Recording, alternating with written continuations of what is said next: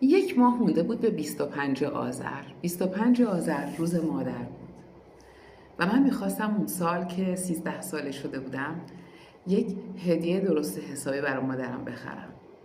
یک ژاکت آبی موهر خیلی ظریف و لطیف رو دیده بودم و رفته بودم دیده بودم که هست از این چندتا و تصمیم گرفته بودم که بخرمش.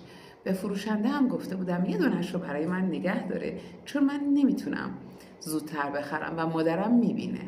مادر من همیشه اتاق منو چک میکردن. در واقع 90% مادرها فکر کنم که اون موقع این کارو میکردن و حتی مادرهای همسن من هم دیده بودم که کیف و کمد و اتاق بچه‌شون رو میگردن. خلاصه نمیخواستم سورپرایزم خراب شه. 1 ماه و نیم هیچ چیزی توی مدرسه نخوردم، توی راه مدرسه هیچ چیزی نخوردم، همه راه پیاده رفتم، پیاده برگشتم.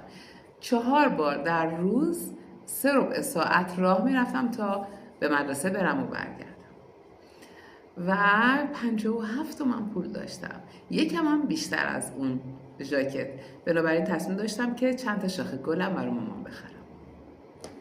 صبح روز 25 آذر لای کتابی رو که پولا رو توش گذاشته بودم باز کردم.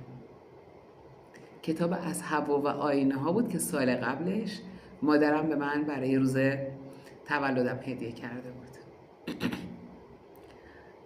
نبود.